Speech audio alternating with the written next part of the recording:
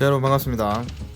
오늘 이제 시험 범위 2차 고사 마지막 전자기 유도 시작해 보도록 하겠습니다. 렛츠고.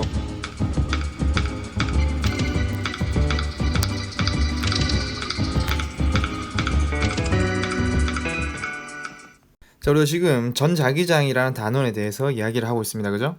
자, 먼저 전기적인 현상에 대해서 잠깐 정리를 해보면, 모든 전기적인 현상의 원인은 바로 이 전하라는 것 때문입니다. 이 전하의 종류는 두 종류가 있었죠. 플러스와 마이너스. 이 녀석들이 이제 주변에, 이 전하들이 주변 공간을 뭔가 새로운 전하를 갖다 놨을 때 그 새로운 전하가 힘을 받는 공간으로 바꿔놨다. 그래서 우리가 이를 전기장이라고 이야기를 했었고요. 이 전기장의 세기는 이 플러스 1쿨롱의 전하가 받는 힘과 방향이 바로 전기장의 세기와 방향이었습니다.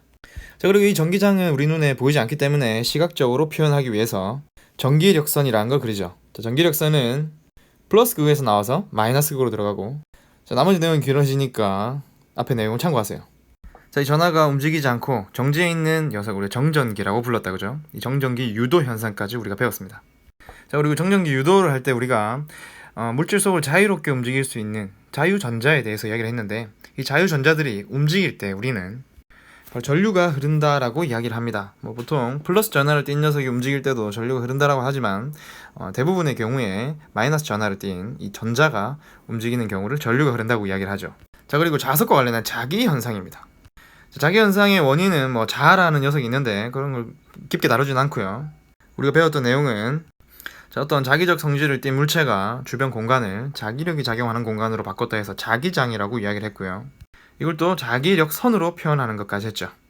자, 이것들을 이렇게 각각 배운 다음에 이 둘을, 전기와 자기를 연결시키는 과정이 하나 있었습니다. 그게 뭐였죠? 그렇죠. 이 전류가 바로 자기장을 만든다는 거였습니다.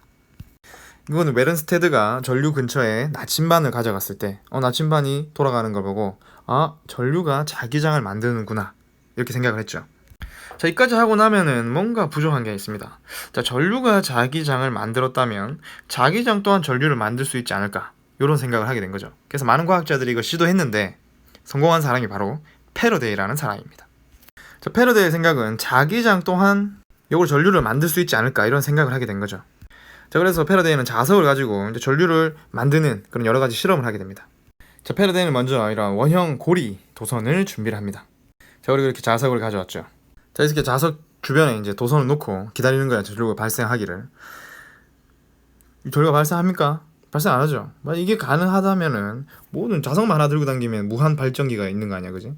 자, 그래서 얘가 이거를 움직이는 과정에서 전류가 발생한다는 걸 발견하게 됩니다. 자, 그러면 이때 발생하는 전류의 세기와 방향이 과연 어떤 요인들로 결정이 되는지 하나하나 살펴보도록 하죠. 자, N극 근처에서, N극에서 나오는 자기력선만 몇 가지를 그려봤습니다. 자, 그거를 이렇게 움직여 봤다라는 거죠. 자, 그럼 이 움직이는 과정에서 이제 뭘 발견했느냐 하면, 자, 첫 번째 유도 전류의 방향을 한번 찾아보도록 하겠습니다. 자, 자석이 다가갈 때, 이렇게 다가갈 때 유도 전류의 방향은 이런 방향으로 전류가 흘렀다, 이거야. 자, 그리고 자석을 멀리 이렇게 가져갈 때는 반대 방향으로 전류가 흘렀다는 거죠. 자, 그럼 이걸 어떻게 설명할 거냐? 이걸 설명한 사람이 이제 렌츠라는 사람이 방향을 설명하게 됩니다. 우리가 이걸 렌츠의 법칙이라고 부르죠. 렌츠의 법칙이란 무엇이냐? 자, 렌츠가 이렇게 말합니다. 자, 우리 자연은 뭔가 변화를 싫어한다. 변화를 싫어하는데 지금 현재 자석을 가까이 가져가게 되면 어떤 변화가 생기느냐 하면, 지금 이 고리를 통과하는 이 자기력 선의 개수를 한번 봅시다. 자, 현재 지금 4개가 통과하고 있습니다. 그죠? 4개가 통과하고 있는데 얘를 가까이 이렇게 가져가게 되면은 이 고리를 통과하는 자기력선의 수가 어떻게 됩니까? 지금 9개로 늘어났습니다. 그럼 자기력선의 수가 변화하게 된 거죠. 자, 그럼 이 변화를 싫어하기 때문에 이 변화를 상쇄시키려고 할 겁니다. 그럼 상쇄시키기 위해서는 어떤 방법이 있을까요? 그렇죠. 이렇게 반대 방향으로 자기장을 만들어 버리면 됩니다. 자, 그럼 이 반대 방향으로의 자기장이 만들어지기 위해서 바로 이 자기장을 만드는 역할을 하는 전류가 흐르게 된다는 거죠. 자, 고리 중심에서 자기장이 위로 만들어지기 위해서는 이 엄지 방향, 이쪽 방향으로 전류가 흘러야 고리 중심에서 윗방향으로 자기장이 만들어지게 되는 것이죠. 자, 이렇게 유도되는 전류의 방향을 결정짓는 이 방법을 우리는 렌츠의 법칙이라고 이야기를 합니다. 자, 그럼 이 상태에서 자석을 멀리 한번 가져가 봅시다. 자, 지금 현재 9개의 자기력선이 통과를 하고 있는데 얘가 이렇게 멀어졌단 말이에요. 자, 멀어지게 되면은 여기 지금 도선을 통과하는 자기력선이 3개로 줄어들었습니다. 그죠? 그럼 이 3개로 줄어든 이 변화를 우리 자연은 싫어하기 때문에 줄어든 걸 만회하기 위해서 다시 이렇게 아래 방향으로 자기장을 생성해서 메꿔주게 되는 겁니다. 그럼 아래 방향으로의 자기장을 만들기 위해서는 이 도선에 어느 방향으로 전류가 흘러야 하느냐? 자, 이렇게 다가갈 때는 반대 방향으로 전류가 흘러줘야 됩니다. 바로 이 방향이 되겠죠. 이렇게 전류가 유도가 된다. 유도되어서 흐르는 전류다라고 해서 우리는 이 전류를 유도 전류라고 이야기를 합니다. 자, 여기서 이제 하나 더 짚고 가야 될 개념이 하나가 있는데 바로 기전력이라는 개념입니다. 자, 전류가 흐르는 현상은 도선 내에 자유전자가 움직이는 걸 나타냅니다. 그죠? 자, 도체를 한번 들여다보죠. 자, 핵이 꼭꼭꼭 박혀 있고요. 그 주변은 전자들이 떠돌고 있었습니다. 그죠? 근데 도체 속에는 이 전자들이 자유롭게 이렇게 움직여 다닐 수 있단 말이야. 근데 아무런 뭔가 외부에서 작용을 하지 않으면 이 전자들은 그냥 왔다리 갔다리 이렇게 하고 있습니다. 그래서 그 어느 방향으로도 전류가 흐르지 않게 되는 겁니다. 근데 이 녀석들이 뭔가 이렇게 일정한 방향으로 움직여줘야 이제 전류가 흐르는 건데, 그럼 이 녀석들을 일정한 방향으로 움직이게 하는 뭔가 원동력이 있어야 된다는 겁니다. 쉽게 이야기해서 이 전자들을 이렇게 밀어주는 역할을 하는 녀석이 있어야 된다는 거죠. 자, 그게 무엇이냐 하면 그 역할을 하는 건 바로 또 다른 전하입니다. 여기 보면 왼쪽에는 강력한 플러스를 두고 오른쪽에는 강력한 마이너스를 둡시다. 그러면 어떻게 될까요? 그럼 이 전자들이 플러스에 당겨지고 그 다음에 마이너스가 밀어내기 때문에 이쪽으로 이동을 할 거란 말이에요. 이렇게 전류가 흐르게 되는 거죠. 이제 양쪽 끝과 같이 이러한 역할을 하는 게 실제로는 누구다? 바로 우리가 전지라고, 건전지라고 부르는 녀석이 바로 그 역할을 한다는 겁니다. 자, 그럼 이 전지도 강한 힘으로 당기는 녀석이 있을 거고, 그럼 여기를 약한 힘으로 당기는 녀석도 있을 거란 말이에요. 그지? 그럼 이 전지가 이렇게 전자들한테 얼마만큼의 힘을 작용하느냐, 요 이제 능력을 나타내는 값이 바로 기전력입니다. 자, 그럼 이 기전력이 어느 정도냐에 따라서 전류가 얼마만큼 흐르는지가 결정이 된다는 거죠. 이렇게 이 기전력이 높으면 높을수록 그럼 전류는 많이 흐르게 된다는 거죠. 자, 다시 돌아와서 자, 정리해 봅시다. 이 코일을 통과하는 자기력선의 수, 이걸 혹시 자기력 선속이라고 부르거나 혹은 줄여서 자속이라고도 부릅니다. 자, 이 자기력선의 수가 변화합니다.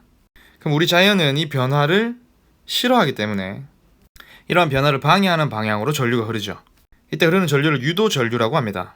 그리고 이 유도 전류를 흐를 수 있게 하는 건 바로 기전력이라는 게 만들어졌기 때문인데, 이때 발생하는 기전력을 유도 기전력이라고 하지요. 자, 그럼 자연스럽게 이제 방향에 대해서 알아봤다면 요 유도 전류의 세기, 요 유도 기전력의 세기에 대한 양을 한번 알아보도록 합시다. 유도 기전력의 세기를 결정짓는 요인은 두 가지가 있습니다. 첫 번째는 자기력 선속, phi 기억납니까? phi. 이 phi가 얼마나 빠르게 변화하는가입니다. 자, 빠르게 변화한다는 말은 얘가 시간에 따라서 얼마나 많이 변화하느냐를 나타내는 양이기 때문에 이 자속의 변화가 얼마 동안 일어났느냐, 이게 바로 유도 기전력의 세기를 결정짓죠. 이를 우리는 자속의 어떤 시간에 대한 변화율이다 라고 이야기할 수 있겠죠. 두 번째는 가문수입니다. 자, 이게 무슨 말이냐 하면 아까 거기로 되돌아가 볼까요? 저기가 지금 고리 하나에 대해서 우리가 이야기를 했다, 그죠? 그럼 만약에 바로 위쪽에 이렇게 연결되어 고리가 하나 더 있다고 생각을 해봅시다. 그러면 각각 고리를 통과하는 어떤 자기력 선속의 변화를 위해서 유도 전류를 만들어낼 거니까 고리 개수가 많아지면 많아질수록 유도 기전력의 세기는 커지게 되겠죠. 자, 그러면 다시 이를 돌아가서 바로 가문수가 유도 기전력의 세기를 결정짓게 되겠죠. 자, 그럼 이 녀석들을 식으로 한번 정리해 보도록 하겠습니다. 자, 전자기 유도에서 만들어지는 이 유도 기전력의 세기는, 자, 앞에 마이너스가 붙는데 이 마이너스는 이 물리에서는 이 플러스 마이너스의 의미가 어떤 절대적인 크기를 나타내는 게 아니라 뭐 방향이나 뭐 이런 걸 나타내는 경우가 많습니다. 이번 경우도 마찬가지. 자기력 선속이 변화하는 걸 막는 방향, 반대 방향으로 만들어진다라고 해서 여기서 마이너스가 붙고요. 그 다음에 이 도선이 가문수가 많으면 많을수록 유도 기전력의 크기는 세지고, 자속의 어떤 시간 변화율이 크면 클수록 유도 기전력 또한 세지는 겁니다. 그래서 이 관계를 이제 찾아낸 사람이 패러데이이기 때문에 패러데이 전자기 유도 법칙이라고 이야기를 합니다. 자, 그럼 이 전자기 유도 현상이 어디에서 쓰이느냐? 일단 가장 기본적으로 쓰이는 건 자석을 이렇게 움직여주면 여기 전류가 흐른다, 그죠? 전류가 발생한단 말이야. 그러면 그 전류를 발생하는 장소가 어디죠? 그렇죠, 발전소. 발전소에서 일단 근본적으로 이러한 원리로 전기를 만들어내게 됩니다. 자, 그리고 실생활에서 주변에서 볼 수 있는 것으로는 뭐 버스 카드가 있는데요. 자, 이렇게 갖다 댈 때 뭔가 버스 카드를 이게 어떻게 인식을 얘가 하나 이겁니다. 이 버스 카드 안에 뭔가 이게 돈이 얼마가 남았는지 여기 저장되어 있는 칩이 하나 있단 말이야. 그럼 이 칩을 이제 작동을 해가지고 이 버스 단말기한테 정보를 전해주는데, 그럼 칩이 작동하기 위해서는 전기가 필요하잖아, 그지? 그럼 이 전기를 어떻게 만들어내느냐? 바로 전자기 유도 현상에 의해서 만들어낸다는 겁니다. 자, 이게 버스 카드 안의 모습이라고 생각하시면 돼요. 그러면 이게 버스 단말기가 이렇게 있어. 그럼 버스 단말기가 자기장을 이렇게 내보내고 있습니다. 그럼 이 상태에서 이 버스 카드를 갖다 대면은 요 도선을 통과하는 자기력 선속이 변화하기 때문에 여기 전류가 흐르게 되고, 그러면 내장된 IC 칩이 작동을 하게 되는 것이죠. 자, 오늘 수업은 여기까지입니다. 전자기장 단원이 끝났고요. 다음 시간부터는 새로운 단어 시작해 보도록 하겠습니다. 마무리 잘 하시고, 하시다가 문제 풀다가 모르는 게 있으면 언제든지 질문하러 오시기 바랍니다.